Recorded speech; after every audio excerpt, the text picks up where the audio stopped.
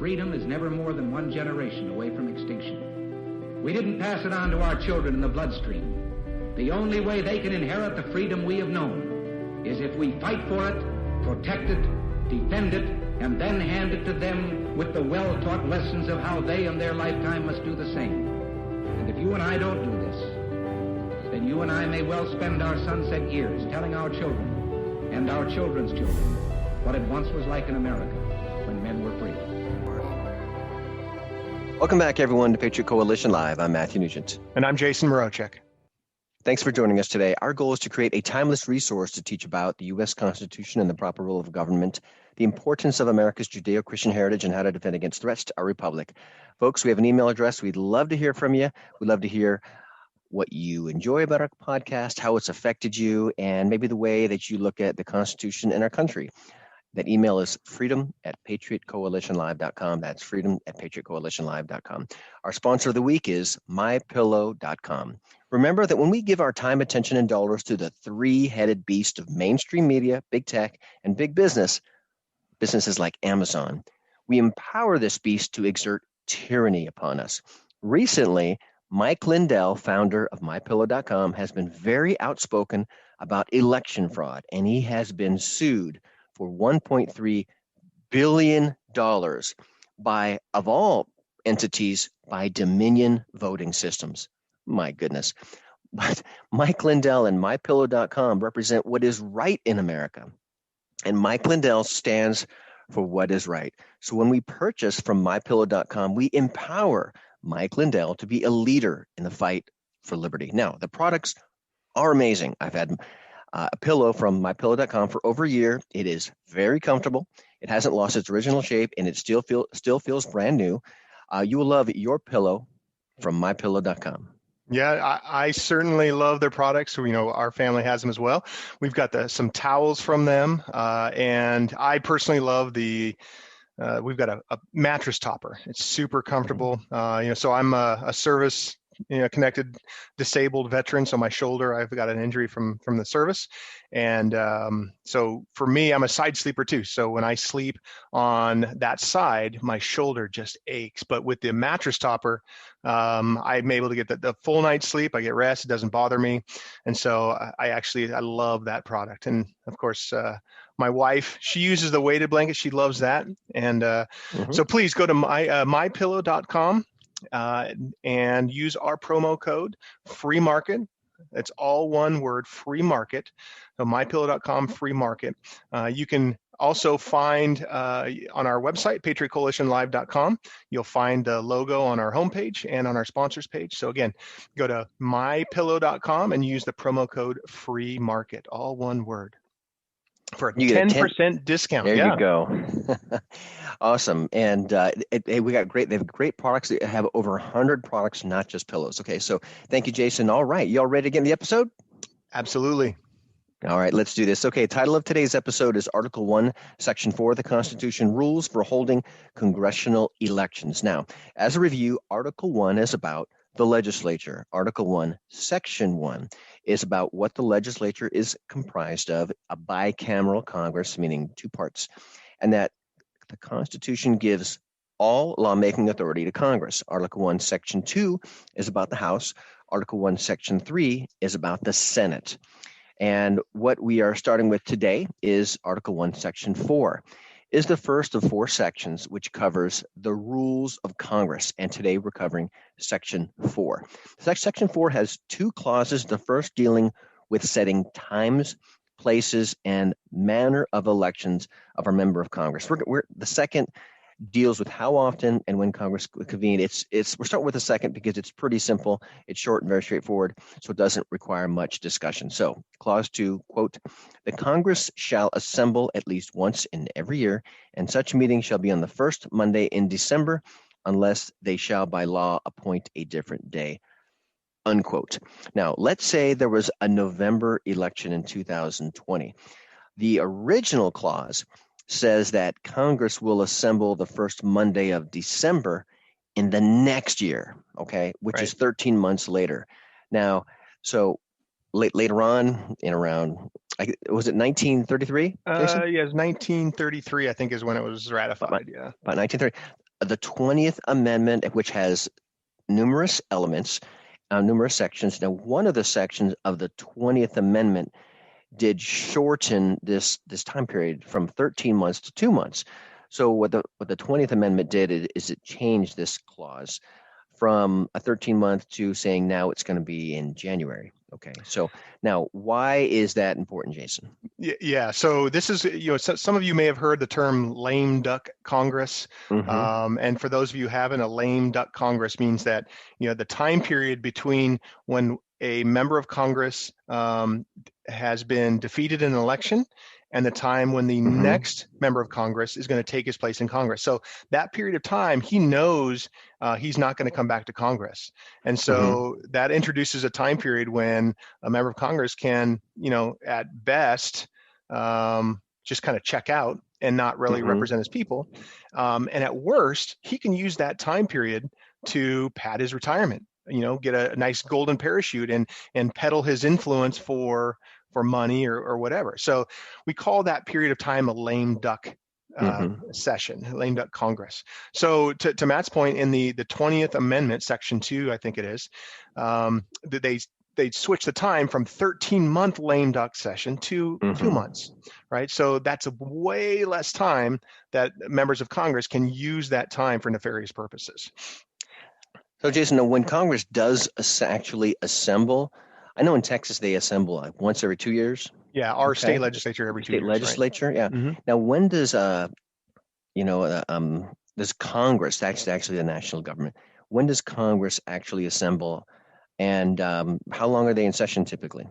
Well, and as you said, like in the 20th Amendment, they are assembling on the 20th of January, but the time frame that they are in, they're actually in session. It's one session of Congress, is 2 years, and it's broken up into 2 sessions. Okay. Session 1 is in the first year, session 2 is in the second year. So those two sessions make up the Congress.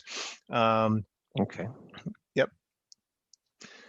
So it's interesting because when I was going back to study kind of this part of the Constitution, right? So I like to go back to the debates and so forth. There was original documents. Yes, the original sources.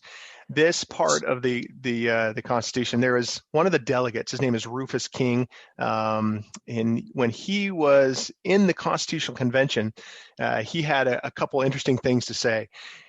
And it kind of pertains to what we're talking about how much damage can be done in Congress with the right or the wrong intentions in the right amount of time. So I think this was James Madison was writing his notes about the convention. He says, Mr. King could not think there would be a necessity for a meeting every year, meaning a meeting of every year of Congress.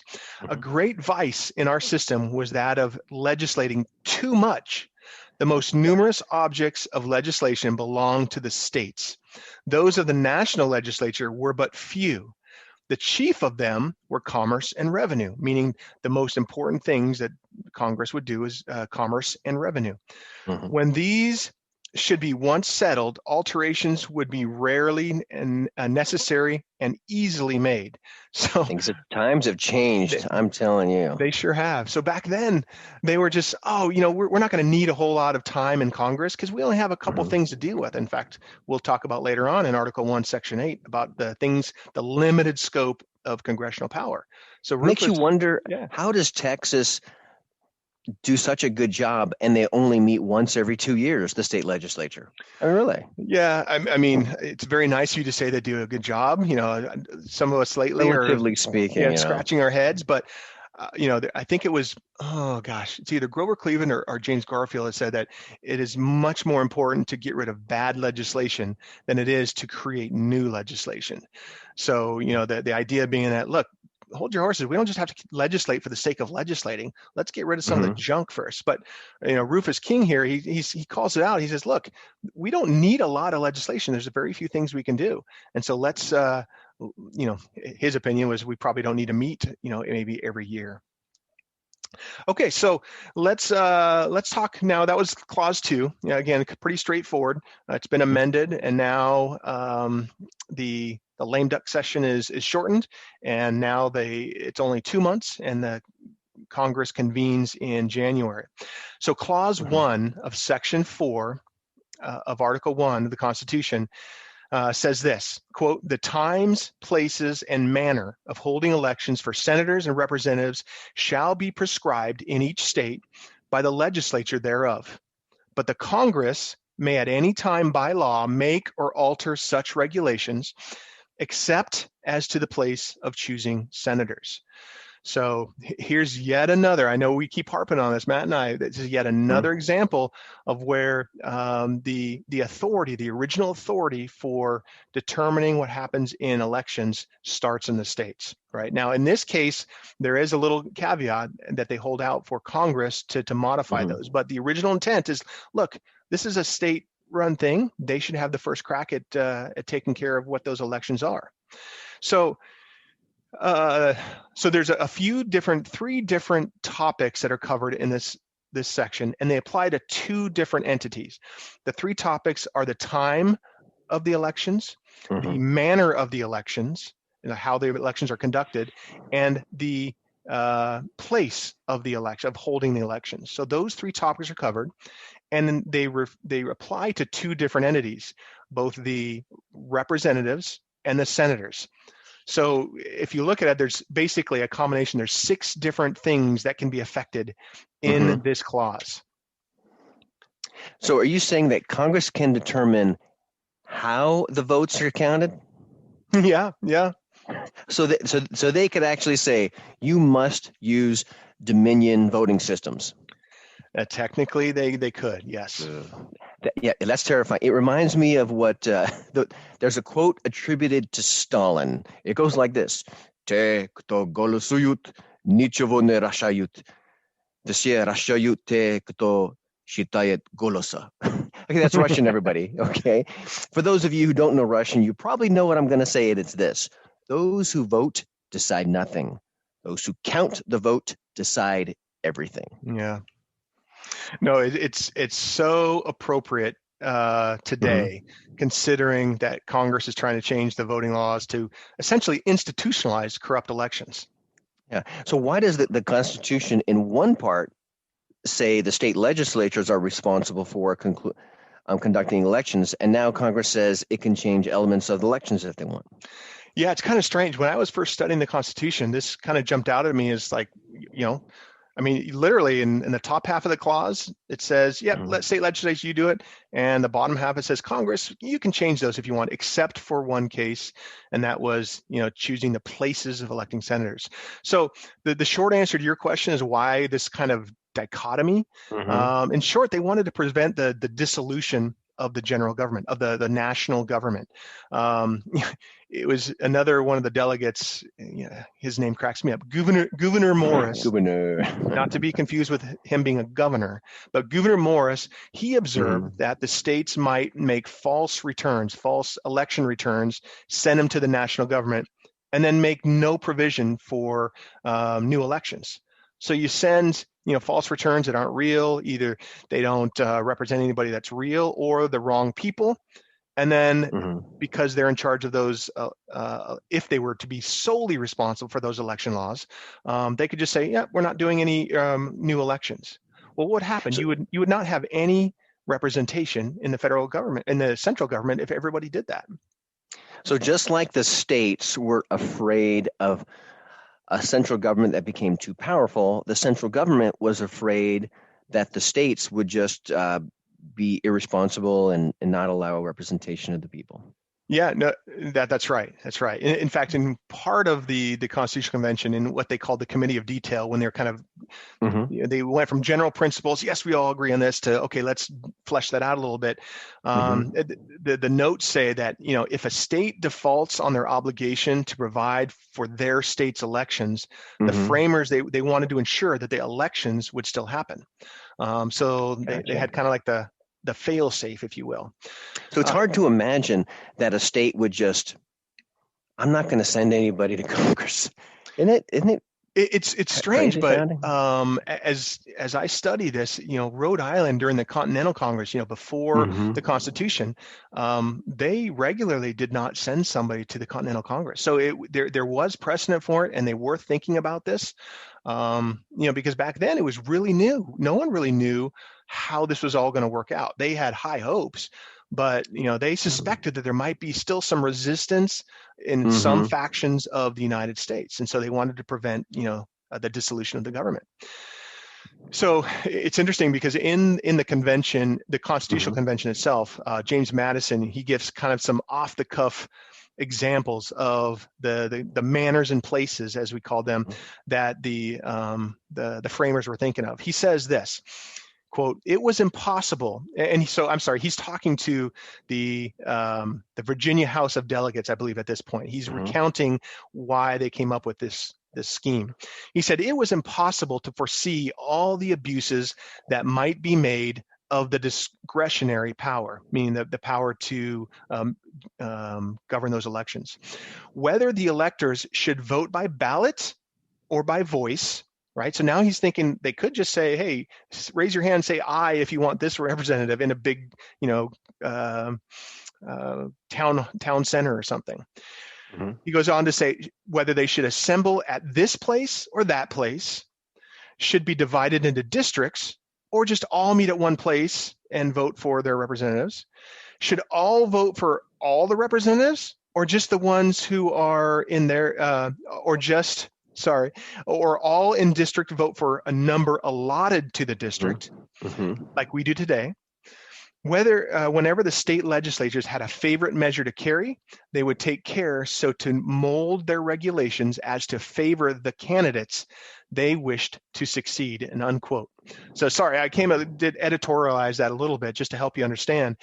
But he's saying, look, they could choose voice vote, cast a paper ballot. They could say, hey, we're all going to come to one place and vote for our representatives for this state, or we're going to vote in our separate places in where we live.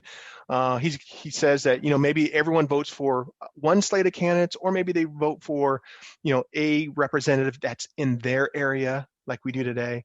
So he's kind of giving all these different cases that the states would have the ability to influence. And his final point is that, look, the state legislatures, they're men too. They're a sinful nature. They're going to try to get what they want. Mhm.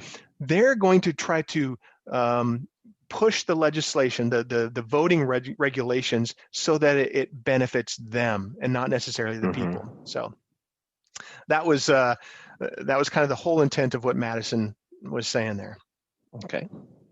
So clause 1, it does say that Congress can decide where the representatives are elected, but it doesn't say that they can decide where the senators are elected, at what location.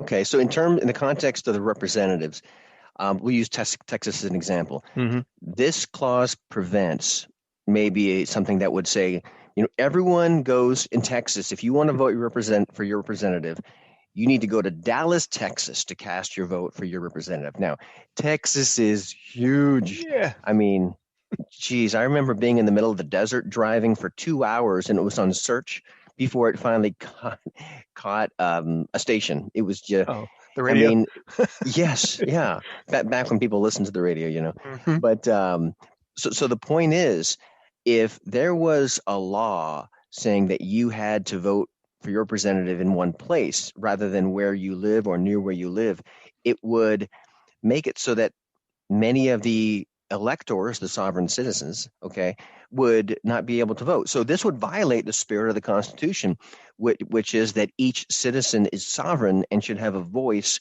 in the governing of their country. No, that's exactly right, and violate the principles upon which this Constitution was based, specifically about the people being represented in the national government. Remember, we talked about that last week, that they had to have or maybe 2 weeks ago, they had to have representation as well. And so if you made it difficult, if the state legislatures made it difficult for somebody in, let's say, El Paso to cast a vote for a representative because they had to drive all the way to Dallas, to your example, what are the chances that they're going to do that? That's So not going to happen. what you're going to find is you're going to find a lot of people from Dallas being represented to Congress. So you got to remember that the senators are supposed to represent the states, right? So as the Constitution is written, now I know the 17th Amendment, as we discussed, it's changed that. But to allow Congress to influence the election of senators would be a violation of as what we call the vertical separation of powers. That is the powers that are separate between the central government and the states, right? If the central government can just decide, hey, your senators are now, all senators are going to be voted on in Washington, D.C., where we have our little fiefdom. Yeah. Can you imagine how that would go? In fact, in again, so another example, Rufus King, when he goes back to Massachusetts to debrief them in the ratifying convention on what happened in the Constitutional Convention, he says, quote, "In the southern states, the inequality is greater. By the Constitution of South Carolina, the city of Charleston has a right to send 30 representatives to the General Assembly." That's basically their House of Representatives. The whole number of which amounts to 200. So Charleston had 30 out of 200. The back parts of Carolina have increased greatly since the adoption of their Constitution and have frequently attempted an alteration of this unequal mode of representation. But the members from Charleston, having the balance so much in their favor, they will not consent to alteration. And we see that the delegates from Carolina, meaning South Carolina, in Congress have always been chosen from the delegates of that city, meaning Charleston. The representatives, therefore, from that state will not be chosen by the people, but will be the representatives of a faction of that state. If the general government cannot control in this case, how are the people secure? So there's an example of why. And in fact, it wasn't just Rufus King that said this. James Madison, in his convention, ratifying convention in Virginia, used the same example. So it clearly came up in the Constitutional Convention. Yeah, and in presidential elections today, we see this happening. I mean, if you look at, it's about a dozen cities that really decide the elections, the presidential election, which speaks to the credence of the importance of having an electoral college. Otherwise, those 10, 12 cities would basically dictate the direction of our nation. Right. That's exactly right.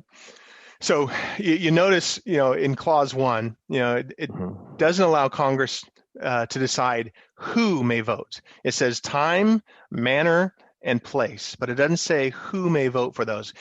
Because remember, we discussed that in Article 1, Section 2 and Article 1, Section 3 about the House and the Senate. Each of those sections tells us who may vote for a representative and who may vote for a senator.